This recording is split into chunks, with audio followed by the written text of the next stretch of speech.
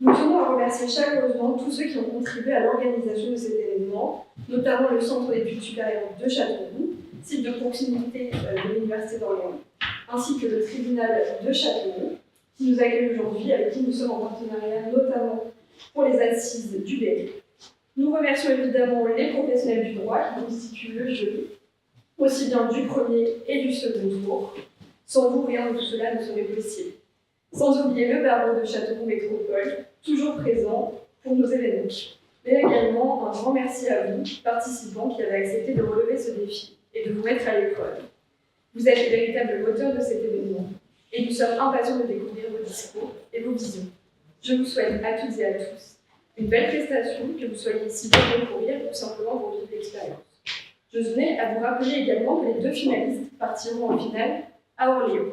Alors sans tarder, lançons officiellement ce concours d'éloquence et que le meilleur gagne. Merci. Merci d'accueillir les candidats pour le sujet de l'euthanasie doit-elle être légalisée.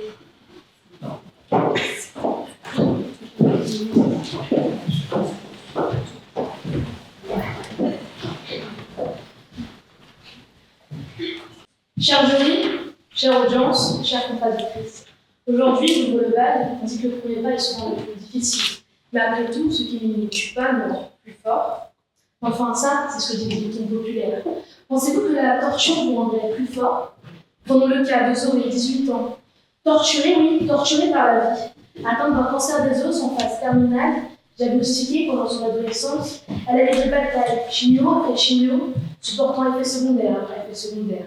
Malgré l'aide du corps médical, la maladie a gagné. Son pronostic vital engagé, chaque jour de plus pour elle, n'apportait que son lot de souffrances quotidiennes. Des souffrances que les médecins ne pouvaient soulager.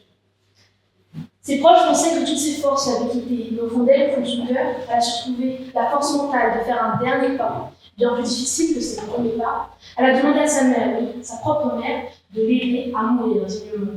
Pour cela, forcée de s'exiler au-delà de nos frontières. L'histoire de Zoé n'est malheureusement pas un cas isolé. Des cas comme le sien, en France, il y en a des milliers. J'ai l'honneur de me tenir debout, devant vous, pour défendre la légalisation de l'euthanasie. Comme se sont tenus debout des millions de Françaises et de Français qui ont combattu pour voir notre société évoluer, grâce à qui on a aboli la peine de mort légalisée, interruption volontaire de grossesse. La légalisation de l'euthanasie fait partie de ces grands combats qu'il faut mener, car à chaque fois qu'il s'agit du droit des uns à vivre, des autres à disposer de leur corps, ou aujourd'hui de leur droit à mourir dignement, les esprits s'échauffent, s'en mêlent, et au final, toutefois, les idées se démêlent, tissent un fil, le premier de la toile qu'il faudra tisser pour arriver à légaliser l'euthanasie. Mais entendons-nous bien, il ne s'agit pas de légaliser le suicide, non, mais de légaliser dans un cadre strict et limité par la loi l'euthanasie. Une aide médicale, aussi appelée suicide assisté, pour des patients au pronostic vital engagé, atteints de maladies incurables, au discernement plein et entier, qui subissent des souffrances que les médecins ne peuvent soulager. 3 mots, liberté, égalité, fraternité. Oui, 3 mots à garder ancrés dans nos esprits pour avancer. La liberté d'avoir le choix. Offrons-nous cette possibilité. Mettons fin à l'hypocrisie qui sévit, où les patients sont obligés de recourir à des alternatives, parfois tragiques, pour mourir dignement. Mettons en place la légalisation de l'euthanasie, comme nos voisins belges, suisses, allemands, espagnols. À la différence près qu'ici en France, elle sera encadrée et limitée par la loi, qui posera des garde-fous et nous protégera de toute dérive. L'égalité pour tout un chacun d'avoir accès aux mêmes opportunités face à la fin de vie, aux conséquences de la maladie, de pouvoir partir dans leur pays, près de leur famille. Et enfin, ayons assez de fraternité pour avoir dans nos cœurs assez d'amour, pour comprendre la douleur de l'autre, passer au-dessus de la nôtre. Car en légalisant l'euthanasie, il ne s'agit pas de la banaliser, mais de laisser le choix. Car au-delà d'un droit politique, il s'agit d'un droit universel. À toutes ceux et celles qui sont contre, je vous comprends. L'euthanasie, cela me bouleverse, on ne parle pas à la légère de la vie, encore moins de la mort ou de la maladie. On aimerait toutes et tous que la vie ne résonne qu'à travers les rires, les sourires, les succès, mais il y a des questions qui se posent, même si on aimerait les éviter. Mettez-vous à la place des patients comme Zoé, qui en sont arrivés là, qui en arrivent à vouloir mettre fin à leur souffrance après des années de lutte acharnée pour la sauver. Tellement leur vie les fait souffrir, ne leur offre plus l'occasion de sourire. À tous ceux et ceux qui jugent que l'euthanasie devrait rester illégale, du haut de leur piédestal, en bonne santé, mais confrontez-vous à la réalité. Offrez aux patients comme Zoé la possibilité de faire ce choix, comme si c'était votre père, votre frère, votre mère, un membre de votre famille. Un choix auquel 80% des Français, d'après un récent sondage, sont favorables. Aujourd'hui, il n'y a pas eu de féminisme. J'aurais pu dire pour les aider à s'en aller, rejoindre un monde meilleur, partir. Mais non, le sujet est trop grave pour cela, pour jouer sur les mots, pour sortir le plus beau numéro. Quand on vient au monde, la seule chose dont on est sûr, c'est qu'un jour, ce monde, on va le quitter. Mourir. Comme les fleurs, toutes les belles choses finissent par faner. En défendant l'euthanasie, je défends la dignité humaine auquel tout un chacun a le droit en France. Je ne défends pas le triomphe de la mort, mais le triomphe de la vie. En offrant aux patients malades le droit, l'opportunité d'être maîtres de leur destin jusqu'à la fin. De mourir dignement, de laisser derrière eux les souvenirs heureux du passé que la maladie n'aura pas arrangé. Brisons les œillères de l'indifférence qui nous font rejeter la différence. Je finirai sur ces mots dans Réponse pour vivre, parce que le respect de la vie humaine, c'est d'abord respecter la liberté de l'autre à en disposer.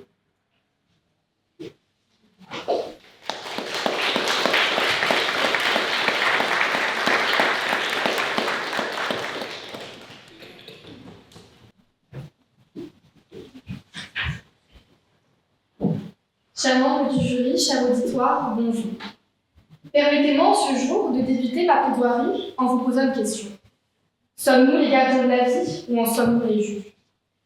Cette interrogation peut sembler abstraite, je vous l'accorde, mais elle illustre parfaitement le débat qui nous réunit aujourd'hui, la légalisation de l'euthanasie. Certains diront une avancée, une marque de compassion. Mais permettez-moi de vous inviter à réfléchir. Que risquons-nous de perdre en légalisant ce que l'on nomme à tort une mort douce?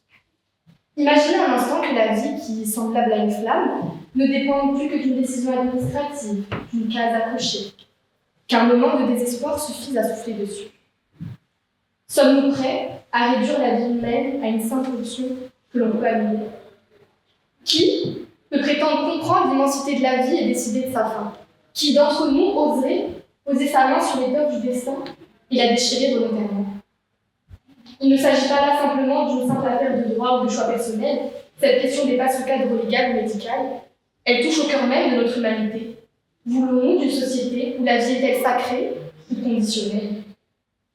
La médecine, comme vous le savez tous, impose un principe fondamental, sauver et protéger la vie. Légaliser l'euthanasie bouleverse cet équilibre, cette mission essentielle, et risque de transformer le soignant en juge de la vie ou de la mort. Le médecin, cette lumière dans l'obscurité, deviendrait-il alors celui qui éteint la lumière qu'il s'efforce de maintenir? Ce dilemme menace de fragiliser le serment même d'Hippocrate qui incite sur le respect inconditionnel de la vie. La souffrance est un cri qui nous pousse à réagir vite. Mais peut-on prendre une décision irréversible sous l'emprise du désespoir? Légaliser l'euthanasie, c'est affirmer qu'une vie peut perdre sa valeur. Or, elle n'est pas mesurable. Ce n'est pas parce qu'elle est marquée par la souffrance qu'elle en devient indigne. La douleur crée une vision en tunnel, où seule la mort semble être la sortie. Mais cette vision se transforme souvent avec le temps et la mine des autres. C'est ce qui est évoqué par de nombreux patients en rémission de maladies graves, qui un temps souhaitaient mourir, mais qui aujourd'hui remercient ceux qui les ont soutenus. Ce serait leur enlever cette possibilité de rédemption. Une société qui légalise l'euthanasie est comme un jardinier qui coupe les fleurs fanées sans se demander si elles peuvent encore nourrir le sol ou donner naissance à de nouvelles pousses. Ce serait envoyer un message silencieux, fondé sur des critères humains et limités. Certaines vies valent moins que d'autres. Certains passages de notre histoire que je ne vous rappelle pas consacraient des idéologies en principe passées ayant par le passé justifié l'élimination de certaines vies jugées comme indignes. Bien sûr, ce n'est pas la même chose, mais la pente glissante existe. Qui décidera des critères à appliquer? Sommes-nous en train de faire un bond en arrière en matière de respect inconditionnel de la vie humaine et gravir un chapitre sombre de l'histoire que nous cherchons tant à oublier? Pourquoi faudrait-il la légaliser? Si je vous posais cette question, certains d'entre vous, tout comme ma chère consoeur ici présente, me parleraient de liberté, d'une décision. Moi, je vous dirais que le droit de choisir est un pilier précieux, mais qui n'est jamais absolu, car jamais sans enjeu. Nous ne pouvons pas accepter qu'une liberté individuelle mette en péril des valeurs collectives si essentielles. La liberté de choisir doit être soutenue, éclairée, car souvent, ce choix naît de l'ombre et de l'obscurité. Une personne, isolée de la douleur qui l'avance, n'est point libre, mais prisonnière de ses circonstances. Ce serait transformer la vie en une balance où le poids de la souffrance peut justifier que l'on coupe le fil. Mais qui peut garantir qu'aucune erreur ne surviendra? Car l'histoire montre que toute légalisation a ses dérives. Ce qui commence comme une exception devient un droit puis une pratique banalisée. Dans certains pays où l'euthanasie est légale, certains cas ont choqué l'opinion publique. Une femme de 39 ans en Belgique, souffrant de dépression chronique et non de maladies incurables, comme le prévoit la loi, a été euthanasiée malgré des solutions thérapeutiques encore envisageables. Ceci suscite une question. Avons-nous fait tout ce que nous pouvions pour aider ces individus avant de leur offrir la mort comme solution? Ainsi, le cadre, aussi strict soit-il, est voué à s'élargir sous la pression sociale.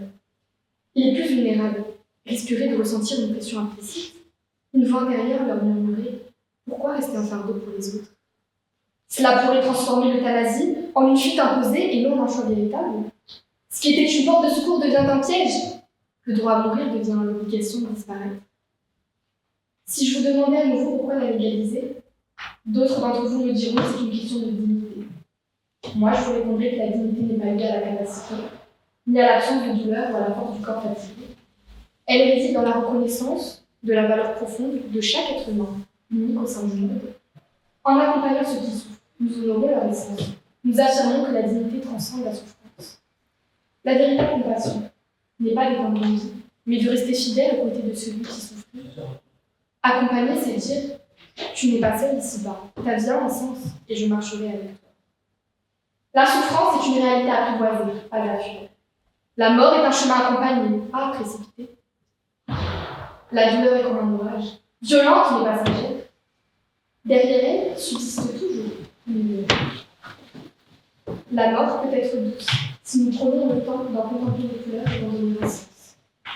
Légaliser, ce serait oublier qu'il existe des solutions telles que les soins palliatifs qui soulagent la souffrance tout en respectant la vie. Combien de familles ont vécu des instants profondément significatifs aux côtés d'un proche en fin de vie, grâce à cet accompagnement artistique? Ce n'est pas la vie qu'il faut interrompre, c'est la souffrance qu'il faut apaiser. Plutôt d'investir dans des lois pour intégrer la mort, concentrons-nous sur l'essentiel, sur les soins palliatifs, sur les thérapies innovantes et le soutien psychologique. Ainsi, cher auditoire, je vous invite par ces mots à une ultime réflexion.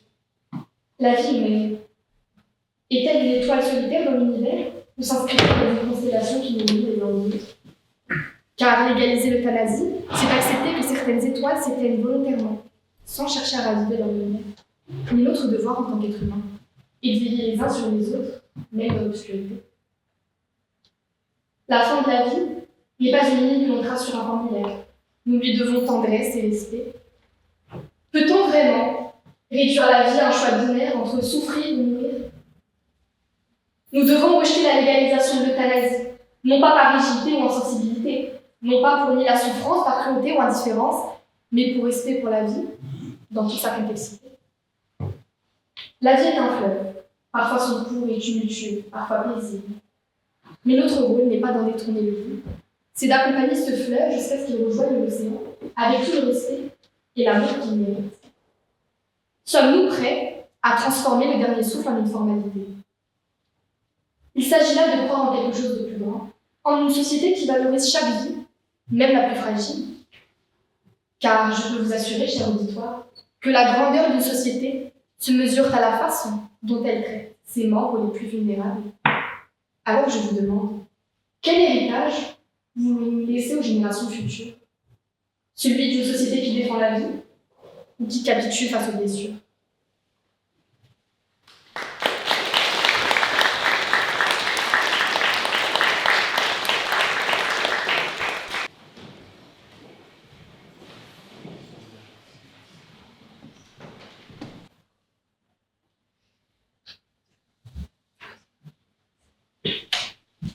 Mesdames et messieurs, permettez-moi, si vous voulez bien, de revenir sur les principes mêmes de la liberté d'expression.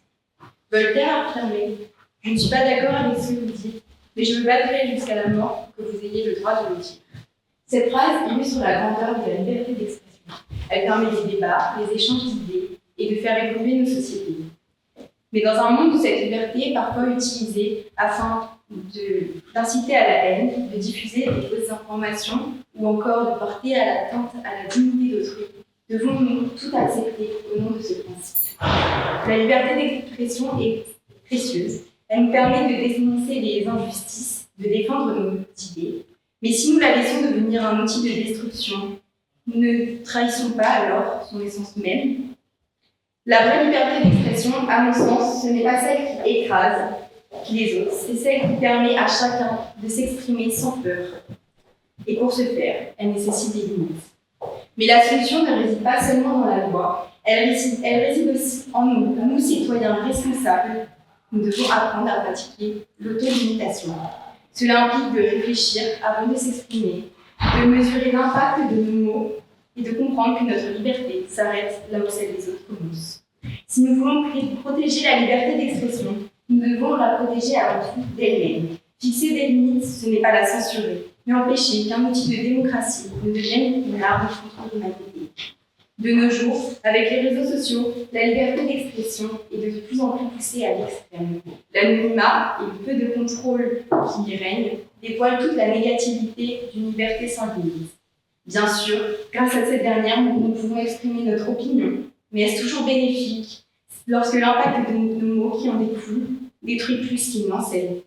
Lorsque des discours haineux se servent de la liberté d'expression pour propager leur malveillance, ne mettons pas alors en péril ce qui fait le fondement de nos sociétés?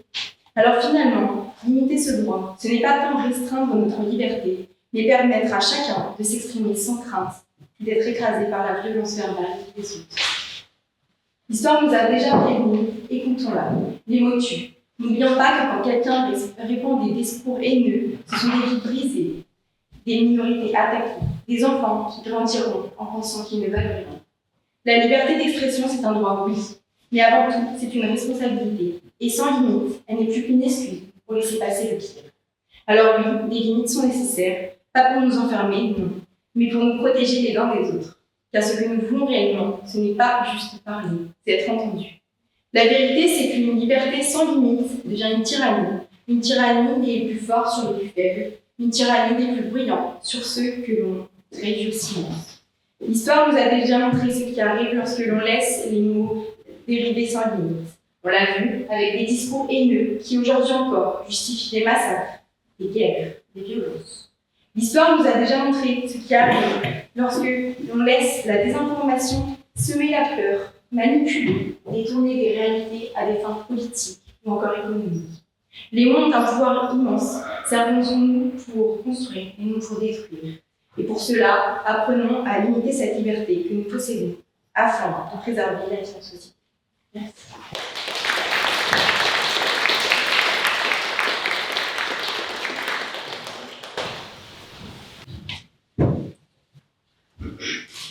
La liberté d'expression, une fois de plus passée au crible, regarde bien autour de toi, depuis quand te sens-tu libre?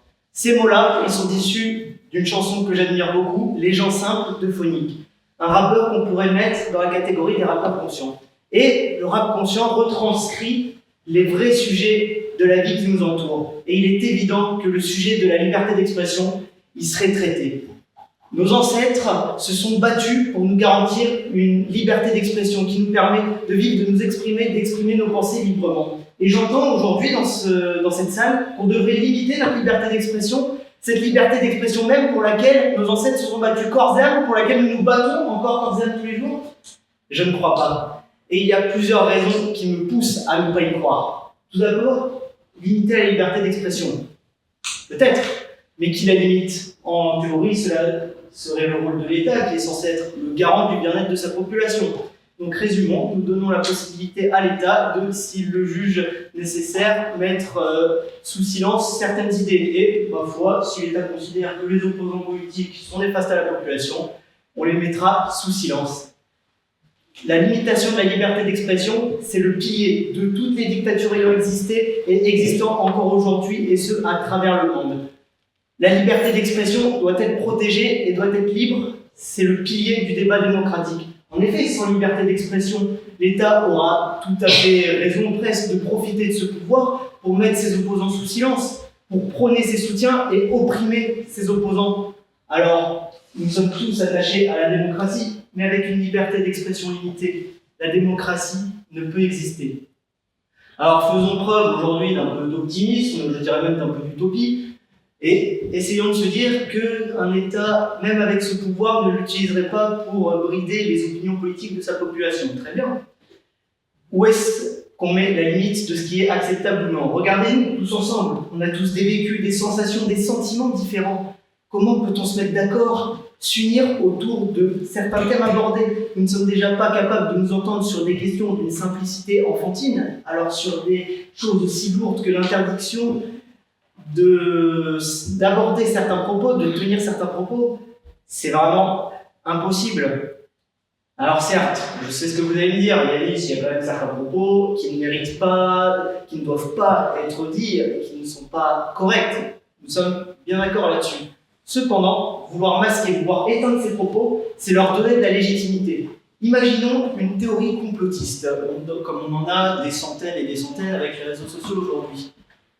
Que demain, pour protéger la population de ce genre de théorie, on décide tout simplement de les mettre sous silence. Mais c'est donner une légitimité aux défenseurs de ces théories de se dire « Regardez, nous voulons vous apporter la vérité, mais le pouvoir en place veut vous cacher cette vérité. Il ne veut pas que vous sachiez tout ce que l'on sait nous. » Et au final, a posteriori, cela va donner encore plus de crédibilité à des mouvements qu'à la base, avec cette censure, on voulait décrédibiliser. Au final, la censure n'est qu'une rustine qui ne tiendra pas avec le temps.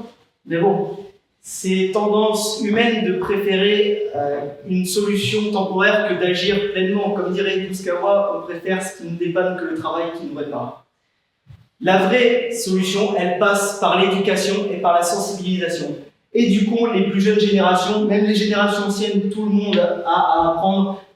Éduquons-les au danger de justement cette liberté d'expression, mais sans la casser. Justement, la censurer, c'est permettre à ces idées néfastes, aux idées racistes, sexistes, et j'en passe, et des meilleurs, ça leur permet d'exister au final. La censure va leur donner de la légitimité. Alors que si on éduque notre population, si on les sensibilise au danger de ces propos, ils vont pouvoir comprendre, contester ces propos de manière théorique, de manière pratique, et ça va être là notre véritable salut. Il vient de là. Il vient de l'éducation, de la sensibilisation. Et ce rôle-là de sensibiliser, on l'a tous. Nous, tous ensemble, cher jury, cher public, nous avons tous une responsabilité pour garantir une liberté d'expression pleine, une liberté d'expression totale. C'est à nous d'en prendre la responsabilité, c'est à nous, d'un moment donné, faire ce qu'on a à faire, éduquer les plus jeunes générations pour que celles-ci puissent également, comme nous, profiter de cette liberté d'expression libre. Je pense que d'entre nous, personne n'aimerait être brimé, être empêché de s'exprimer librement. Alors, prenons notre courage à deux mains, éduquons, sensibilisons et refutons les idées néfastes par l'intelligence et non pas par une simple censure qui ne serait finalement pas bonne. Et donc, cher jury, cher public, pour pousser un peu cette réflexion, pour vous faire un peu réfléchir, j'aimerais finir ce discours par des paroles d'un autre artiste que j'aime beaucoup, décidément, vous pourrez écouter après. Davodka, accusé de réflexion, chapitre 3, qui nous parle d'un monde avec une liberté de penser, une liberté de s'exprimer totalement censurée. Nos pensées sont jugées, on est tous accusés de réflexion, mais se rassurer d'être rassuré, c'est se rassurer d'être des pieux. Bonne réflexion.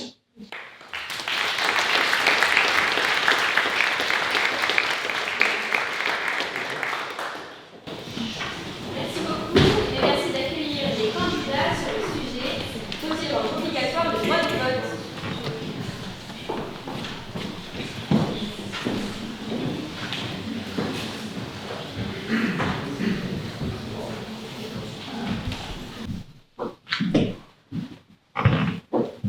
Inscrite dans la Constitution de la 5e République française depuis 1958, voter est un droit comme un autre.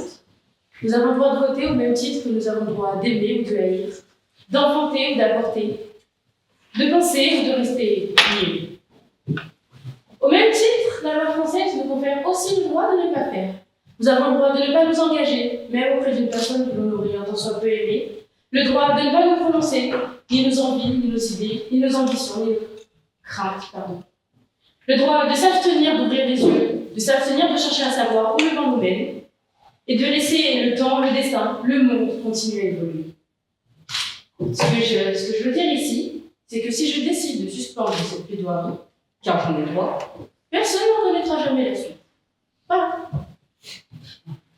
Mais alors, si nous avons tous ces droits de faire ou de ne pas faire, ne pouvons pas essayer de parfaire notre société? Imaginez un monde où il y aurait plus de droits que d'obligations, plus d'admirance que de privation,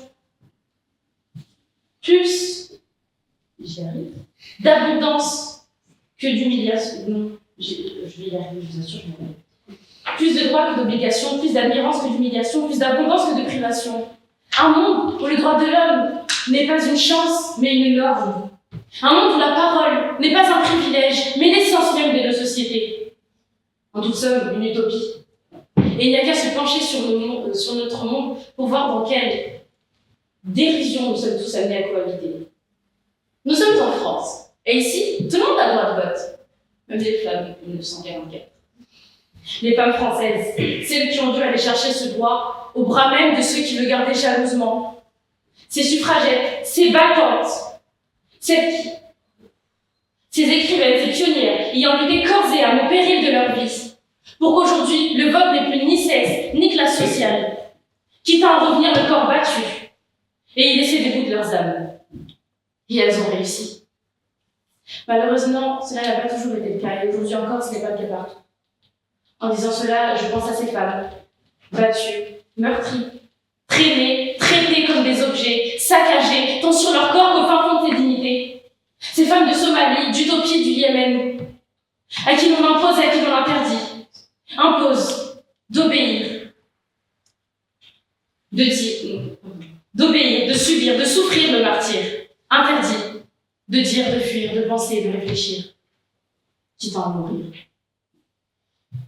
Mais nous sommes en France. Et ici, tout le monde a le droit de vote. Enfin, sauf les mineurs, sans doute trop jeunes pour émettre une opinion. En plus, ils ne sont qu'une minorité, seulement 20% de la population. Alors passant, eux, si jeunes, si purs, si innocents. Pourtant, il y en a à qui la vie n'autorise jamais de sourire. En disant cela, je pense à ces petites âmes, du Congo, du Yémen, de la Palestine. Ces petits êtres, côtoyant plus souvent les viols que les chemins de l'école. À chaque instant, les larmes et les drames qu'on leur inflige sans état d'âme. Ces petits cœurs n'ayant pour seul souhait qu'un jour, tout s'arrête. Mais passons, nous sommes en France, et ici, tout le monde a le droit de vote. Enfin, sauf les personnes n'ayant pas la nationalité, sans doute trop différentes pour émettre une opinion.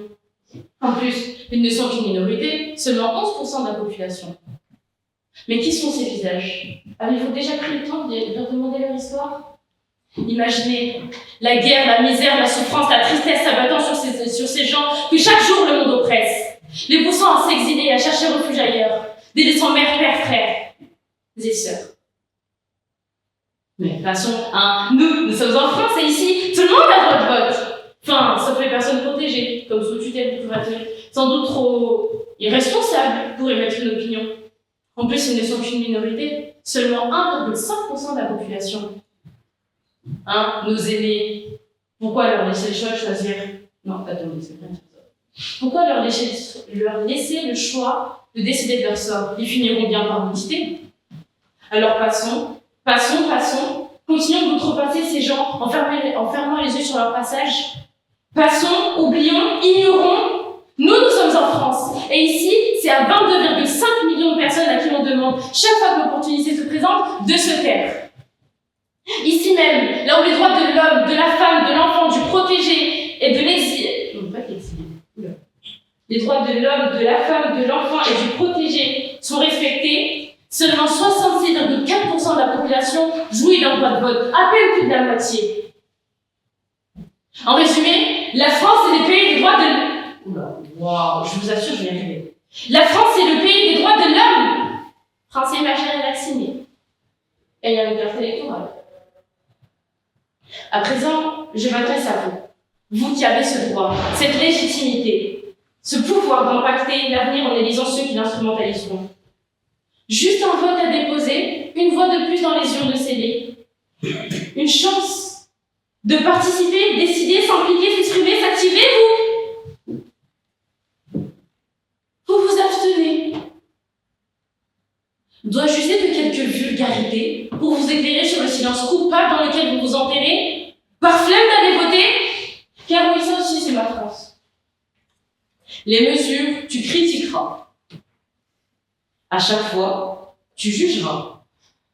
Te plaindre, tu feras. Et peu importe le résultat, le gouvernement, tu accuseras. Et ton président, tu gifleras. Messieurs, dames, au second tour des dernières élections législatives, le taux d'abstention battu des records, en montant à 53% des votants. Ainsi, seul un quart de la population française se déplaça aux urnes. Où étiez-vous?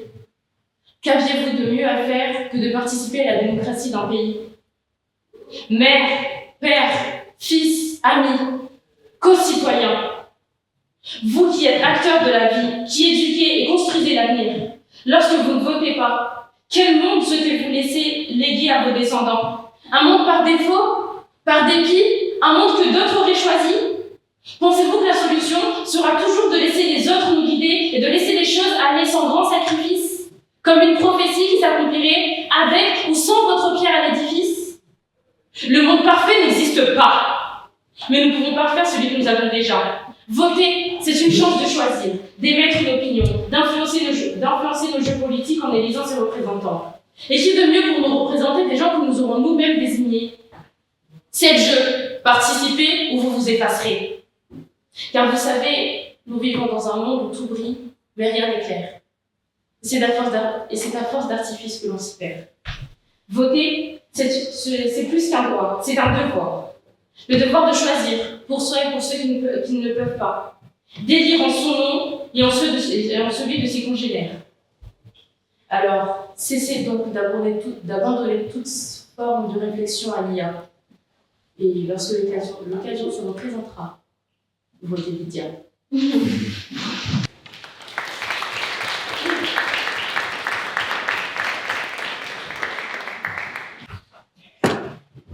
Quel beau discours, émouvant, plein d'émotions que nous venons d'entendre. Je vous concède, chers collègues, que je partage une partie du constat. Il y a trop d'abstention. Mais reste que les solutions que vous proposez sont peut-être pas les meilleures pour l'État. 51,83%, un peu plus d'un électeur sur deux, s'est déplacé pour voter lors des élections européennes. Vous trouvez cela peu? Alors, inquiétez-vous. Ce pourcentage de participation est pourtant en hausse par rapport aux dernières élections européennes qui, aux alentours de l'année 2010, avaient réuni près de 40% des taux de participation. Permettez-moi, chers membres du jury, cher public, mesdames et messieurs, de dresser devant vous un constat grave. Oui, notre démocratie est malade. À l'exception de l'année 2024, chaque nouveau scrutin démontre une nouvelle baisse de la participation, y compris dans le scrutin le plus emblématique de la Ve République, le scrutin présidentiel. Les citoyens font de moins en moins usage de leur droit de vote. De cette liberté qui leur a été donnée après de nombreuses luttes. Il est donc de notre devoir d'essayer de trouver des solutions. Permettez-moi, ici devant vous, de vous faire part de ma surprise, de mon incompréhension et même de ma stupéfaction. J'entends donc dire qu'il faudrait rendre obligatoire le droit de vote pour éviter une abstention trop forte. C'est selon moi une erreur. Une erreur car c'est une solution dangereuse, une erreur car c'est une solution illusoire, une erreur car la solution est tout autre. Une erreur dangereuse. Cette expression obligatoire dans les urnes des citoyens pourrait nuire à une faculté d'expression politique. En effet, Anne Munsell, sociologue et politologue, le relève elle-même dans ses recherches. Il existe une part d'abstention qui permet de faire passer des messages politiques. En effet, cette abstention est alors révélateur du mécontentement de la population face à certaines décisions qui sont prises, d'un rejet des hommes et des femmes politiques, ou bien même encore d'une incompréhension quant au fonctionnement ou à l'utilité des institutions. Par ailleurs, une fois le droit de vote obligatoire, les gens pourraient alors se reporter sur le vote blanc et nul. Mais aurions-nous des hommes et des femmes politiques mieux élus? Je ne le crois pas. Seront-ils plus légitimes si ces votes blancs et nuls dépassent les suffrages exprimés en leur faveur? Plus fondamentalement, en rendant le droit de vote obligatoire, on priverait les citoyens d'exercer une liberté. Sincèrement, je ne crois pas qu'il soit bon de priver les citoyens d'exercer une liberté dans un contexte où de nombreux discours développent des thèses d'un État trop oppresseur. Elon Musk et le discours libertarien n'ont donc-ils pas assez d'arguments? Erreur, car c'est une solution illusoire. Si le vote devient une obligation, devient un devoir, il faut une sanction, un moyen de pression. Une amende est envisageable, certes, un retrait d'un droit comme des aides sociales l'est tout autant, ou bien même le retrait des listes d'électeurs. Mais si un électeur s'abstient par méconnaissance, doit-on le condamner pour son ignorance? C'est moralement une erreur. C'est aussi économiquement une erreur, mesdames et messieurs. Ces amendes risquent de coûter plus cher à l'État à recouvrir qu'elles ne rapporteront de recettes fiscales. Notre déficit et notre dette n'est-il pas assez important comme cela? Outre cela, un pays a rendu obligatoire le droit de vote. C'est la Belgique. Le ministre de la Justice belge l'a reconnu en 2010 devant la Chambre des représentants. Dans la plupart des cas, les sanctions ne sont pas appliquées pour les contrevenants, ceux qui ne votent pas. Créer une obligation, donc, et ne pas avoir les moyens de la faire respecter. Quel message désastreux! Enfin, erreur car la solution est autre.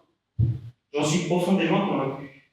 Le droit de vote est et doit rester une liberté personnelle, un choix individuel de l'individu de voter ou de ne pas voter. Ce vote, cet acte solennel, cette sollicitation de la légitimité populaire ne peut être issu d'une contrainte. Il doit être sincère. Pour ce faire, il doit être issu d'une réflexion, d'une pensée, d'une volonté bien précise des électeurs pour l'avenir.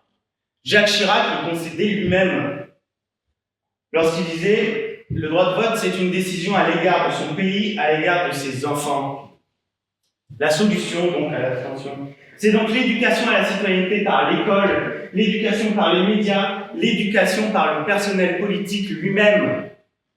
La solution, c'est donc la connaissance et la raison. Mais cette solution peut aussi passer par des réformes politiques, modifiant par exemple le mode de scrutin, permettant une meilleure représentativité des courants politiques. Ou alors, cela peut être par l'interdiction du cumul du mandat dans l'objectif de renouveler la classe politique.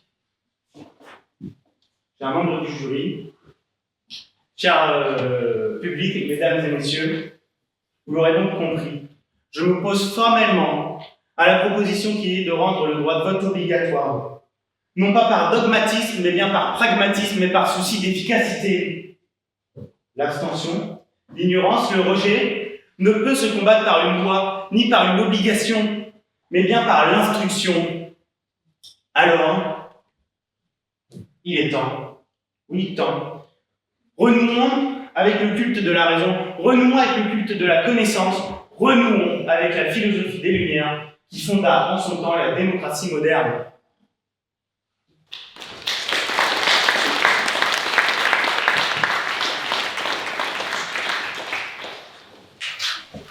Maintenant, merci. Et accueillons sur le dernier sujet les 3 participants, dont 2 défendront la thèse, le sujet qui est le droit à la domination Internet doit-il être supprimé.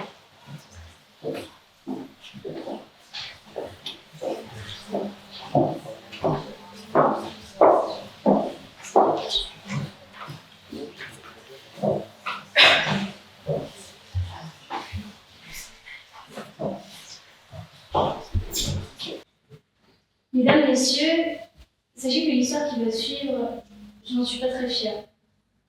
J'étais petite, et croyez-moi, elle m'a servi de leçon. Movistar Planet. Pour beaucoup, cette application vous semble familière. Les premiers jeux en ligne, les premières rencontres sur Internet, mais surtout, les premières amitiés avec de parfaits inconnus. Moi, cette application, je l'adorais. Je passais mes soirées, mes week-ends, j'avais plein d'amis, je jouais à plein de jeux, ma maison était magnifique. Je parlais avec des gens qui sont super loin et j'étais contente de le faire. Un jour, dans la zone village, une des rares personnes que je n'avais jamais vues. C'est un garçon. Ce personnage avait les cheveux courts et ressemblait au joueur d'entrée du jeu. J'ai reçu le fameux salut. Et tout de suite, je lui répondis ça va. On s'est ajouté en tant qu'amis. Son pseudo, c'était le PG de MSP. Moi, je l'aimais bien. Et puis, je lui ai demandé son nom, son vrai. Et là, il m'a dit qu'il ne voulait pas me le donner, parce qu'après tout, j'étais peut-être quelqu'un de mauvais. Alors, j'ai pas insisté. Et avec cette réflexion, je me suis dit, lui aussi, c'est sûrement comme un enfant. Mais lui, il me demandait le mien. Les autres jeux, je ne lui ai pas donné. Pas tout de suite. Mais il insistait, alors j'ai cédé. C'est très vite devenu la personne avec qui je parlais le plus. On se parlait jusqu'à ce que ma ligne de temps s'active et on reprenait le lendemain. On parlait de tout et de rien, de nos maisons de vie, de nos amis. Et très vite, il me demandait mon âge. Et comme il avait ma confiance, je lui ai donné. Puis comment était ma maison? Je lui décrivais. Et un jour, il me demandait une photo de moi. Sauf que sur Movistar Planet, on ne peut pas envoyer de photos. Alors il m'a dit d'installer Snapchat. Je l'ai fait, et j'ai tapé le pseudo qu'il m'avait donné dans la barre de recherche. Le BG de Snapchat. Fidèle à lui-même. On s'est ajoutés, et on se parlait avec des photos. Lui, je ne le voyais jamais. Mais moi, il me demandait toujours de me montrer. Encore une fois, j'étais petite, et j'aimais bien. Donc, je lui envoyais des photos de moi, de mon visage, et parfois, à sa demande, un peu plus. Lui, il adorait ça. Il me disait que j'étais jolie. Et à ce moment-là, je pensais que c'était normal. Et même si au début, ça m'a fait bizarre, je me suis dit que c'est moi que non, ça ne l'était pas. Et puis, je me sentais en confiance.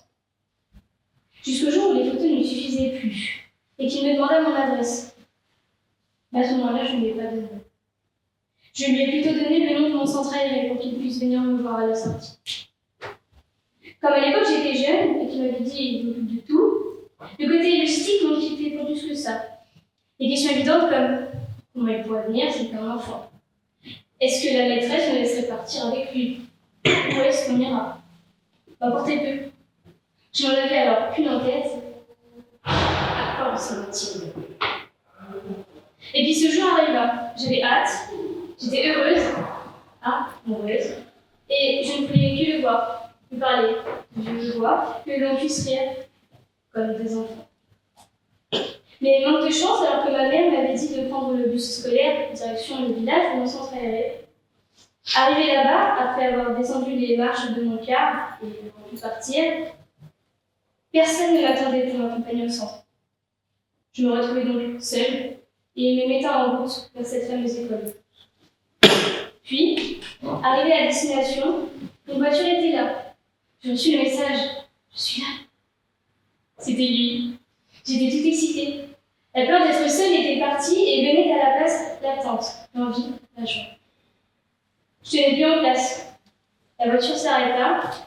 La porte s'ouvrit. Et ce jour-là fut mon dernier. Et oui, peut-être que vous l'aurez compris, mais cette histoire n'est pas la mienne. Mais bien celle de milliers d'enfants chaque année. En réalité, elle est inspirée d'une affaire s'étant produite en 2017. Affaire où un jeune homme de 22 ans proposa à une petite fille de 9 ans des relations sexuelles sur l'application Movistar Planet. Proposition que la jeune fille, ne connaissant ni son ravisseur, ni la réelle signification de sa demande, faillit accepter si son père ne l'avait pas stoppé ce jour-là. Mon histoire est donc ici la possible histoire de ceux qui ont un jour cru en ce qu'ils n'avaient jamais vu. De ceux qui, laissant place à l'obscurité et à l'ignorance, ont accordé leur confiance à un inconnu.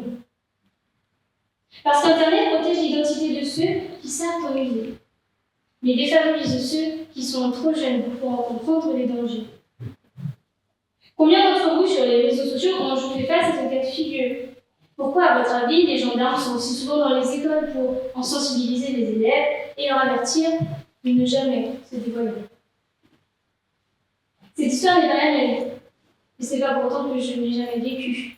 On a tous un jour pris peur en dévoilant nos secrets à quelqu'un qui, par le biais d'un pseudo, nous était inconnu.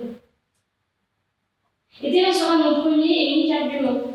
Cette histoire, même inventée de toutes pièces, est une leçon qui, j'espère, vous aura convaincu. Le droit à l'anonymat sur Internet ne protège pas la vie. Il l'apprend. Merci.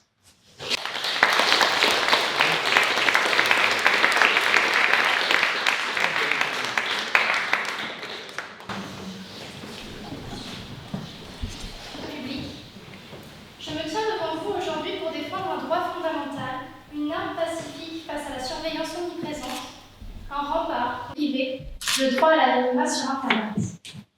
Que serait notre existence si chaque pensée, chaque idée, chaque souffle devait être vu, observé, noté, enregistré, disséqué par des yeux invisibles mais incessants?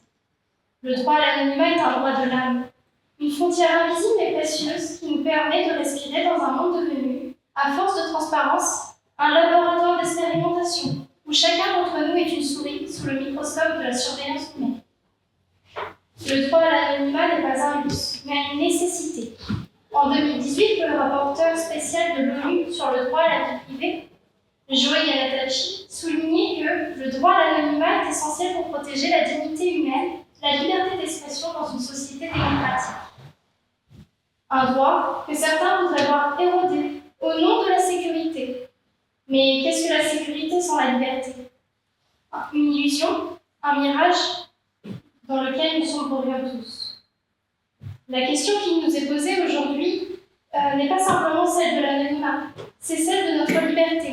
Car si l'anonymat disparaît, c'est un pan entier de nos libertés qui s'effondre. Demandez-vous, quel monde voulons-nous?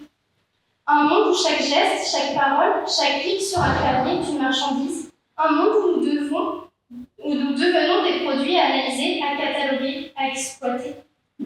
Ou au contraire, voulons-nous un monde où nous restons des êtres humains libres, maîtres de nos données et de nos identités? Le droit à l'anonymat est une clé pour préserver cette liberté. Ce n'est pas une échappatoire pour les criminels, ni un refuge pour les malfaiteurs, mais bien un bouclier pour le citoyen ordinaire qui veut se protéger de l'invasion des grandes entreprises, des gouvernements, des institutions, de ces prédateurs numériques qui n'ont d'autres ambitions que de collecter, de stocker et de revendre la moindre parcelle de notre existence. Ce droit est notre dernier espace de résistance face à un monde où les algorithmes nous définissent avant même que nous ayons eu la chance de nous définir nous-mêmes. Aujourd'hui, plus que jamais, l'anonymat sur Internet devient une forme de rébellion contre la tyrannie numérique qui s'impose dans nos vies. Parce que sans lui, nous serons tous réduits à des cibles, à des spectateurs passifs d'une pièce où nous ne connaissons même pas le scénario. On entend souvent « si vous n'avez rien à cacher, vous n'avez rien à craindre ». Ah, ces mots. Ces mots, voilà l'argument souvent invoqué par ceux qui veulent supprimer ce droit. Mais c'est là une illusion dangereuse, une fausse promesse de sécurité. Ne vous y trompez pas, le droit à l'anonymat n'est pas le refuge des coupables, c'est la forteresse des innocents. La question n'est pas de savoir si nous avons quelque chose à cacher, mais si nous avons le droit d'être seuls avec nous-mêmes, de nous replier sur nos pensées sans que le monde extérieur nous enferme dans une cage de verre. Imaginons un instant un monde sans anonymat, un monde où chaque opinion serait traquée, chaque critique de l'autorité serait analysée, chaque geste serait étiqueté. Les hommes et les femmes n'évolueraient plus dans un espace d'échange libre, mais dans un champ de bataille où les moindres paroles seraient les munitions d'un système qui n'ont de cesse de les étiqueter, de les diviser et de les exploiter. Ce monde n'est pas celui d'un homme libre, c'est celui d'un homme qui, sous prétexte de sécurité, se verrait enchaîné par la transparence forcée. Les grandes entreprises nous disent que l'anonymat sur Internet est une porte ouverte à la criminalité, une brèche dans la sécurité. Pourtant, c'est une autre réalité L'anonymat est ce qui nous protège des faux semblants de la sécurité. Rappelez-vous cette activiste syrienne dont les publications anonymes ont permis de dévoiler les atrocités de la guerre. Grâce à elle, le monde a vu, et grâce à l'anonymat, elle a survécu. Supprimez cet anonymat et vous condamnez ces héros à l'oubli. Le monde a besoin de ces lumières courageuses dans les ténèbres.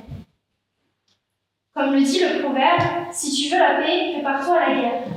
Mais si tu veux la liberté, défends ton anonymat. Car lorsque l'on parle de la suppression de ce droit, ce n'est pas seulement un problème de sécurité, c'est une question d'humanité. L'humanité d'un monde où demain nous serons tous des spectateurs dans le théâtre de la surveillance numérique, soumis à une observation constante, sans aucune échappatoire, ni rien de sacré à préserver. Non. Mesdames et messieurs, nous ne pouvons pas laisser cette porte ouverte. Nous ne pouvons pas accepter que ce droit fondamental, ce dernier bastion de liberté, soit supprimé au nom de la sécurité. Car derrière chaque attaque contre l'anonymat, il y a une menace bien plus grande, celle d'un monde sans vie privée, celle sans spontanéité et celle sans liberté de penser. La transparence à tout prix n'est pas la panacée, c'est le poison lent d'une société qui se perd, qui oublie que sans l'ombre, il n'y a pas la lumière. Le droit à l'anonymat sur Internet est une bouée de sauvetage dans un océan de surveillance. Il est notre dernier refuge, notre dernier souffle d'air frais, avant que le monde du numérique ne nous engloutisse tout entier. Ne laissons pas l'anonymat être sacrifié sur l'autel de la transparence. Défendons-le, car sans lui, tout ce que nous serons, c'est des silhouettes sous la lumière froide de l'œil numérique.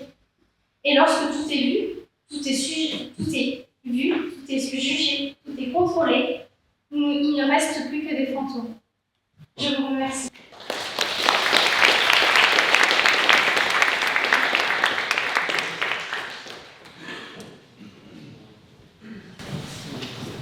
Chère audience, après tant d'excellents discours, voici venu le dernier.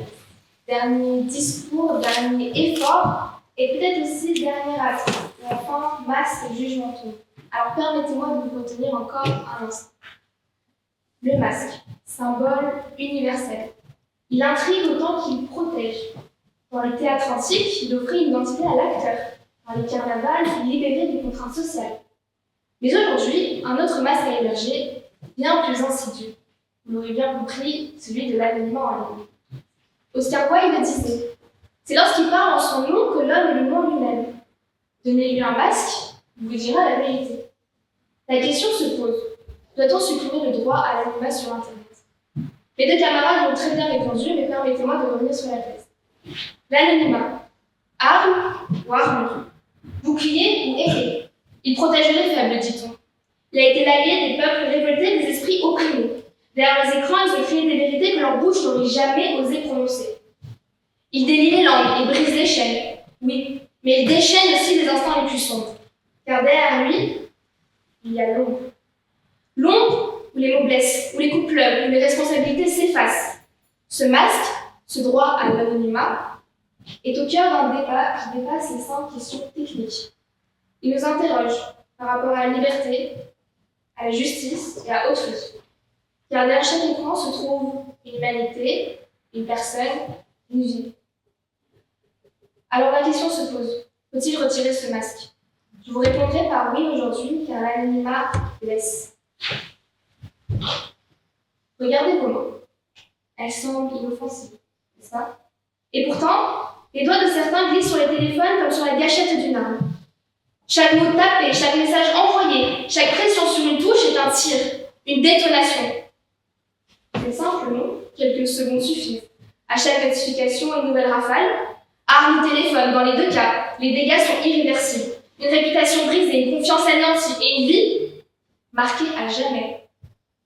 Ces écrits qui vous grisent, amaigrissent, vos sourires se ternissent. Ces écrits qui décrivent et vous laissent sans voix.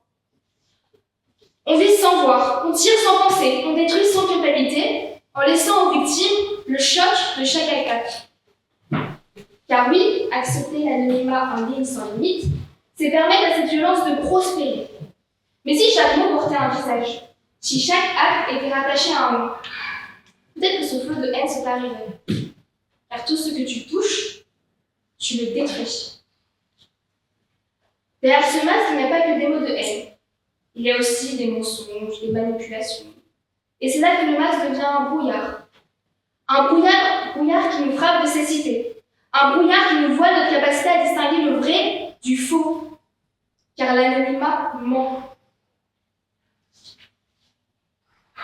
Internet était un rêve, celui d'un espace de partage, de vérité.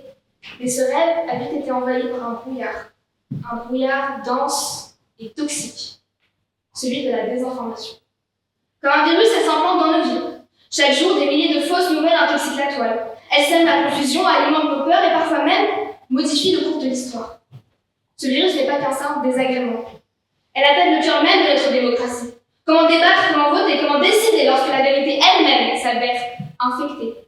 Un tweet anonyme, une vidéo truc et un article bidonné. Et soudain, une élection bascule, la foule s'embrase, la société se divise et la violence éclate.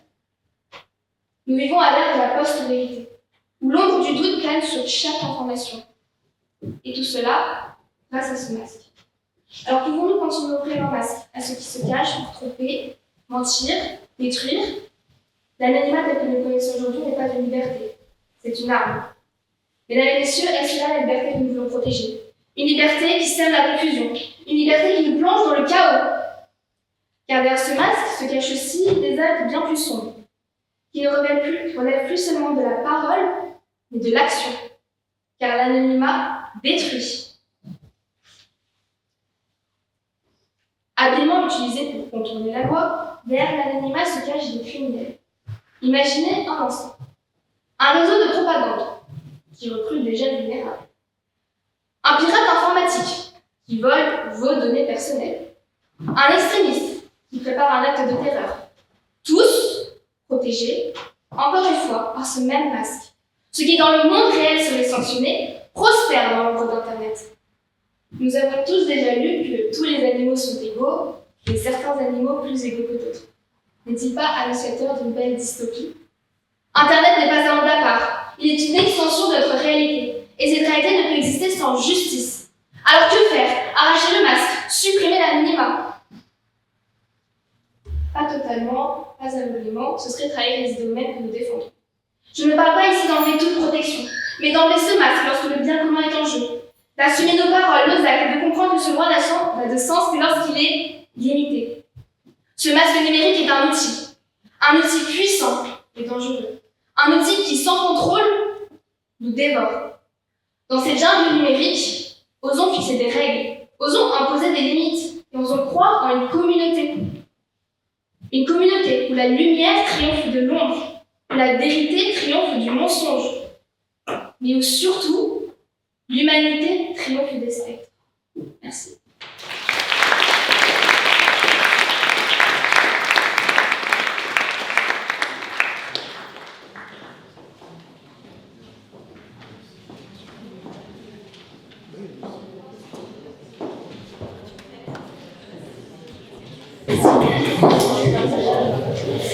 Mesdames et messieurs, nous arrivons au terme de ce cours d'éloquence et quel moment intense nous venons de vivre. Cet après-midi, nous avons vu des esprits s'affronter, non pas avec des armes, mais avec des mots, des idées et des convictions. Chacun des orateurs a su, à sa manière, nous émouvoir, nous faire réfléchir et même parfois nous faire rire. Avant de conclure, permettez-moi d'adresser mes plus sincères remerciements à celles et ceux sans qui cet événement n'aurait pas pu exister. D'abord, un immense merci à nos jurys qui ont eu la lourde tâche d'évaluer des prestations de grande qualité. Votre bienveillance, votre écoute et votre exigence ont donné à cette compétition toute sa légitimité. Merci également à Châteauroux Métropole qui nous offre ce cadre privilégié pour célébrer cet art oratoire. Votre soutien à Froncourt témoigne de votre engagement en faveur de la culture et de la jeunesse. Et nous vous en sommes profondément reconnaissants. Enfin, bravo et merci aux candidats. Vous avez relevé le défi avec brio. Vous avez osé prendre la parole, défendre nos idées et toucher notre public. Peu importe le résultat final, vous repartez avec une expérience unique et qui sait, peut-être l'envie de concourir d'autres tribunes. Sur ces mots, nous allons faire une courte pause afin de laisser les jurys pouvoir délibérer. Merci.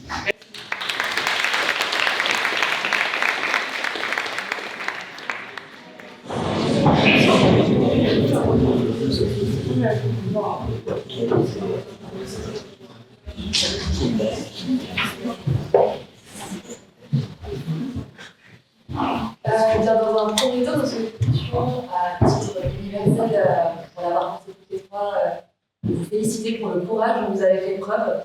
Dans nos métiers, on sait que c'est un métier déjà, que nous apprenons à nous lever, à prendre la parole et à construire un argumentaire pour convaincre notre public, des fois en maths. Donc, nous voulons, au regard de vos jeunes âges et de vos jeunes parcours, vous féliciter pour ce que vous avez pu nous proposer aujourd'hui. On a été assez impressionnés par la qualité de certaines, de tous, de toutes vos prestations. Félicitations pour tout ça, vous pouvez être fiers de vous dans tous les cas. Et nous avons vu que certains d'entre vous, la majorité, étaient en licence de droit. Peut-être certains souhaitent devenir soit avocat, soit magistrat, en tout cas venir travailler dans une juridiction. Et nous aurons, avec plaisir, peut-être dans plusieurs années, à vous recroiser et à échanger de manière vive, surtout si vous choisissez la fonction d'avocat, sur certains sujets qui, je n'en doute pas, seront extrêmement intéressants. Voilà, bravo à tous et vous avez tous les félicitations du jury.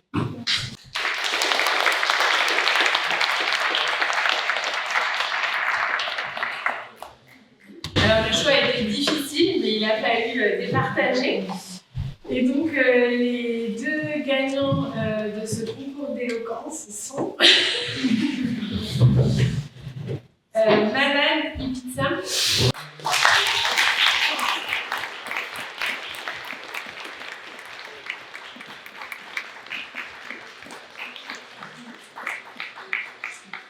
Et Valentin.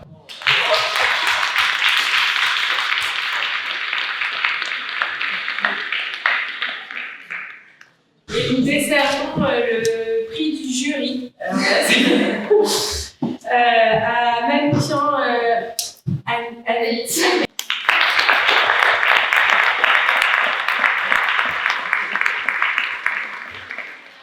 Je suis personnellement une ancienne étudiante du centre d'études supérieures de Châteauroux, donc voilà, c'est encore plus d'émotion pour moi que de faire partie de ce jury. Et je vous souhaite plein de bonnes choses pour la suite.